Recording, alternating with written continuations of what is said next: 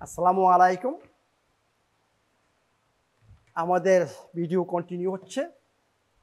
Next আমাদের খাবারের নিয়ম, কারণ এটা অত্যন্ত ইম্পর্টেন্ট। আমি যখন কয়েকটা ভিডিও করব শুধু এই নিয়মগুলোর উপর আপনাদেরটা বুঝতে হবে, এটা অত্যন্ত ইম্পর্টেন্ট। নেক্সট হচ্ছে আমাদের খাবার ভালোভাবে চিবিয়ে খাবেন। কারণটা কি? আমাদের দাঁতগুলা কি এমনি আল্লাহ পাক দিয়েছেন? না, কিছু জন্য ডাইজেশন আরম্ভ হয় আমাদের মুখে, এবং এই দাঁতগুলো দ্বারা আমরা খাবারটাকে তৈরি করে দিব নেক্সট স্টেপ যেখানে স্টোমাকে যাবে সেটার জন্য।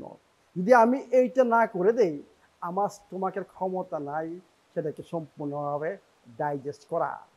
বুঝছেন তো কি জন্য? এবং কার্বোহাইড্রেট আরম্ভ হয়, এখানে একটা এনজাইম বের হয় আমিলাজ, সেইটা এই আমাদের মুখে।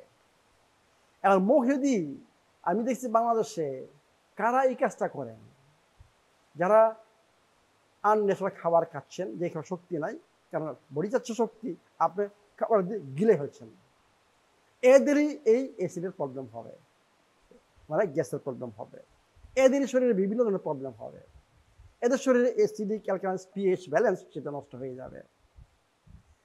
কি জন্য? এই জন্য বলি যে খাবারটা আমাদের মুখে যত বেশি রাখা যাবে ততই আমার ডাইজেশন ভালো হবে, ততই আমার প্রবলেম কম হবে। আমাকে এখানে অনেকবার চিবায় খেতে হবে, মানে সোজা কথা, আপনাকে মিনিমাম 40 থেকে 60 বার, বুঝছেন, খাবারটা চিবিয়ে খান। তখন দেখবেন যে আপনার অনেক প্রবলেম সলভ হয়ে গেছে। গ্যাস থেকে আরম্ভ করে আপনার পেট ফুলে যায়, মানে অনেকক্ষণ যে বললাম যে আমার স্টোমাকে অনেকক্ষণ খাবারটা থেকে যায়, যেটা থাকা উচিত না, সেটা আর হবে না। কারণ আপনি যখন খাবারটা চিবিয়ে খাবেন, আমাদের কার্বোহাইড্রেট অলরেডি এখান থেকে ডাইজেশন আরম্ভ হয়ে গেছে, তখন স্টোমাকের উপরে বার্ডেন পড়তেছে না। এবং মাংস খাচ্ছেন, ডিম খাচ্ছেন, এইটা অলরেডি ভেঙ্গে টেঙ্গে একবারে ইয়ের মতো দিয়েছেন, স্টোমাকের জন্য অত্যন্ত ইজি সেটাকে ডাইজেস্ট করা, মানে ডাইজেশন ওইখানে আরম্ভ হয় প্রোটিনের। তাহলে আমাদের 40 থেকে 60 বার চিবিয়ে খাওয়া উচিত। যদি আমরা এটা না করি, আপনাদের ডাইজেশন প্রবলেম হবে, আপনাদের গ্যাসের প্রবলেম হবে। নেক্সট দেখেন কি নিয়ম আসছে, পরিমাণ মতো খাবার গ্রহণ করুন, অত্যন্ত ইম্পর্টেন্ট। এটা কিন্তু দেখেন মোহাম্মদ মুস্তাফা বলছেন যে আমরা খাবো 1/3 আমাদের স্টোমাক পূর্ণ করব, 1/3 পানি দিয়ে পূর্ণ করবো, বাকি 1/3 খালি থাকবে। আমরা কি এটা করি?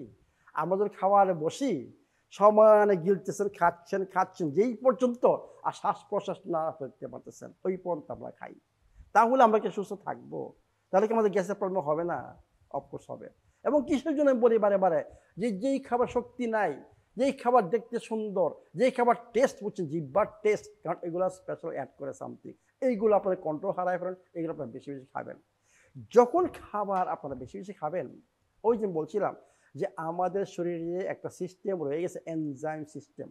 এনজাইম ছাড়া কোনো ডাইজেশন নাই, এনজাইম ছাড়া কোনো বায়োকেমিক্যাল রিয়াকশন নাই। এনজাইম নাই মানে আপনি ডেড, মৃত, আপনার শক্তি উৎপাদন বন্ধ, আপনি মৃত। আপনি যখন বেশি বেশি খাবেন, আপনার এই ট্যাঙ্ক, মনে করেন ট্যাঙ্ক ভর্তি ছিল, যত বেশি খাবার খাবেন তত তাড়াতাড়ি আপনার এই ট্যাঙ্ক খালি হবে। এর মানে আমাদের পরিমাণ মতো খেতে হবে। আমি জানি যদি আপনি লাইফ ফুড, যেই খাবার শক্তি রয়ে গেছে, এই খাবার পরিমাণের চেয়ে বেশি খেতে পারবেন না, ইম্পসিবল। কারণ বডি ভেরি স্মার্ট, বডি জানে তার কতটুকু শক্তি দরকার এবং কোথা থেকে শক্তি আসতেছে সেটা জানে। সে যদি তার শক্তি যেটা দরকার সেটা পায়, সে কি চাবে যে আমাকে আর খাবার দেন? ন, চাইবে না। এই জন্য বলি যে পরিমিত খাবারটা খান, খাবারটা কম খান। যে যত বেশি কম খাবেন সে তত বেশি সুস্থ থাকবেন, যে যত বেশি খাবেন তার বডি প্রবলেম তত বেশি হবে এবং তত বেশি অসুস্থ হবেন, এইটা মনে রাখবেন। এর সাথে জড়িত যে প্রধান খাবার দুবারে বেশি খাবেন না। অ্যাকচুয়ালি আমি নিজের অভিজ্ঞতা থেকে বলতেছি আপনাদেরকে, যখন আমি অসুস্থ ছিলাম, 2 বার 5-6 বার আমি খেয়েছি। কিছুক্ষণ পর পর খাবার ইচ্ছা হলো, এইমাত্র খাইলাম, আবার 2 ঘন্টা আবার ক্ষুধার্ত, আবার খেতে হবে, তাই না? ক্ষুধার্ত মানে আপনার শক্তির অভাব শরীরে, এইটাকে বলা হয় ক্ষুধার্ত। আপনাকে আবার খাবার খেতে হচ্ছে, মানে 5-6 বার খেয়ে যাচ্ছেন দিনের বেলায়, তাই না? অ্যাকচুয়ালি এখন আমি যদি আমার বডিতে শক্তি থাকে এবং তার শক্তি উৎপাদনের জন্য যা দরকার সে যদি পায়, তাহলে আপনার 2 বারের খাওয়ার বেশি আপনি পারবেন না, ট্রাই করতে পারেন। আমি এখন মাঝে মাঝে 2 বার, কিন্তু ম্যাক্সিমাম সময় 1 বার খাচ্ছি। আমার খাবার ইচ্ছা করে না, কিসের জন্য? বডির যখন শক্তি থাকবে সে বলবে খাবার দাও, লিসেন টু বডি। কিছু আমি বলি যে আপনার বডিকে শোনেন, কিন্তু সুস্থ বডিকে শোনেন, অসুস্থ বডিকে শুনবেন না। অসুস্থ বডিকে সুস্থ করুন, এরপরে ওকে শুনুন। যদি ওকে শুনুন দেখবেন যে 2 বারের বেশি খাবার খেতে পারবেন না। আমি বলছি মেইন মিল। তাহলে কি বাকি সময় খাবো না? খাবেন স্ন্যাক্স।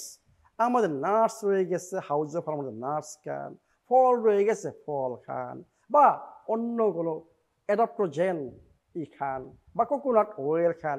এইসব খাবেন যেগুলো আপনার শক্তি দিবে, যেগুলা সেলের কাজের জন্য দরকার, সেগুলো সাপ্লাই দেন বডিকে। এটি আর মেইন খাবার 2 বার খান, দ্যাটস এনাফ আপনার জন্য। তখন দেখবেন যে আপনার বডির শক্তি প্রচুর, আপনার বডিতে ব্যালেন্স রয়ে গেছে, আপনার এইসব প্রবলেম হচ্ছে না, গ্যাসের প্রবলেম হচ্ছে না, আপনার মেডিসিন নিতে হচ্ছে না। দেখবেন যে বডি ব্যালেন্স মানে কি, আপনার সব কিছুই ঠিক আছে। এর মানে কি, আমি এই জন্য বলি যে পরিমিত খাবার এবং ম্যাক্সিমাম ট্রাই করেন 2 বার। 1 বার খাওয়া মানে বেটার। 1 বার পরিবর্তে আমি নাটস খাই, আমি ফল খাই, কিন্তু মেইন খাবার 1 বার। আপনি যদি ফল খান, আপনি যদি নাটস টাটস খান, এগুলো খান, এবং মনে করেন আপনি অ্যাডাপ্টোজেন বুঝছেন, টার্মারিক টি বা বুলেটপ্রুফ কফি, তো for what you should eat, মানে 4 বার 5 বার 3 বার আপনি পারবেন না, তো ইম্পসিবল। তাহলে আমরা 2 বার ট্রাই করবো, 2 বার মধ্যে সীমাবদ্ধ, এবং বাকি সময়ে আমরা স্ন্যাক্স হিসাবে আমরা ওই জিনিসগুলো, গুড ফ্যাট, গুড প্রোটিন, মানে ওইগুলা গুড ফ্রুটস মুচ্ছে, এগুলো আমরা খাবো স্ন্যাক্স হিসাবে। এটি আরেকটা ইম্পর্টেন্ট জিনিস দেখেন, মনোযোগ সহকারে খাবার গ্রহণ করুন। কারণটা কি আপনারা জানেন যে আমাদের 2টা nervous system, autonomous nervous system 2টা, একটা হচ্ছে সিম্পাথেটিক, একটা হচ্ছে প্যারাসিম্পাথেটিক নার্ভাস সিস্টেম। আমাদের ডাইজেশন, আমাদের শ্বাস প্রশ্বাস, হার্টের কাজ, আমাদের সেক্সুয়াল হরমোন, এগুলো কোথায় কিসে হয়? এগুলো প্যারাসিম্পাথেটিক নার্ভাস সিস্টেমে হয় যখন আমরা শান্ত থাকি, যখন আমরা অন্যদিকে মন না দেই। এটি আমরা যদি স্ট্রেসে থাকি, এবং আমি এখন খাচ্ছি, একটা টেলিফোন, এই আমার এই প্রজেক্ট এটা নষ্ট হয়ে যাচ্ছে, বা আমার এই ফাইন্যান্সিয়াল প্রবলেম, বা এই ফ্যামিলিতে প্রবলেম, এই অসুস্থ, এটি আপনার অলরেডি ডাইজেশন নষ্ট। কারণ সিম্পাথেটিক নার্ভাস সিস্টেমে যখন আমি চলে যাই, তখন আমার ওই যে স্টোমাক সিক্রেশন এবং এনজাইমের যে সিক্রেশন, সেটা স্টপ হয়ে যায়, সংকোচন হয়ে যায় সব কিছু। এই জন্য বলি, যখন আপনারা খাবেন সব কিছু বাদ দেন, টেলিফোনটা একটু দূরে রাখেন, মনোযোগ সহকারে খান, তখন আপনার ডাইজেস্ট ঠিক মতো হবে, তখন আপনার সিক্রেশন যেটা দরকার সেটা ঠিক মতো হবে, আপনার সব কিছু পরিপাক ভালো মতো হবে। এই জন্য ইম্পর্টেন্ট যে সিম্পাথেটিক নার্ভাস সিস্টেমে আপনারা জানেন, যদি যারা থাকেন তাদেরই আইবিএস এর প্রবলেম হয়, তাদেরই পেট ফুলে যায়, তাদের এই প্রবলেম, বিভিন্ন প্রবলেম, এরপরে গাট হেলথ নষ্ট হয়ে যায়, এবং এরপরে অনেক প্রবলেম। যারা আইবিএস জানেন ওরা ডিপ্রেস, মানে ওদের মেইন এখন প্রবলেম হচ্ছে ডিপ্রেশন, মুড সুইংস, বুঝছেন? তো এই জন্য বলি যে প্যারাসিম্পাথেটিক নার্ভাস সিস্টেম অ্যাক্টিভেট করেন যখন খাবার আরম্ভ করবেন, টেলিফোন সব কিছু, টিভি সব দূরে রাখেন, একটু মনোযোগ সহকারে খান, তখন দেখবেন যে পরিমিত খাচ্ছেন, মানে সময় ঢুকাচ্ছেন না এবং গিলে ফেলতেছেন না, তখন চিবায় খাবেন। মানে এর সাথে অনেকগুলা সম্পর্ক, মানে মনোযোগ সহকারে খাওয়ার সাথে আপনার অনেকগুলা প্রাকৃতিক নিয়ম কানেক্টেড। তাহলে এই জিনিসটা অত্যন্ত ইম্পর্টেন্ট। নেক্সট কি আছে আমাদের দেখি, 9 নাম্বার, যতটা সম্ভব কাঁচা খাবার খান। তা আমরা 9 নাম্বার 10 নাম্বার এরপরে নিয়মগুলো, যেহেতু ভিডিওটা একটু বড় হয়েছে, 9 মিনিট হয়ে গেছে, আমরা নেক্সট ভিডিওতে বাকিগুলা আলাপ করব। ভালো থাকুন, সুস্থ থাকুন।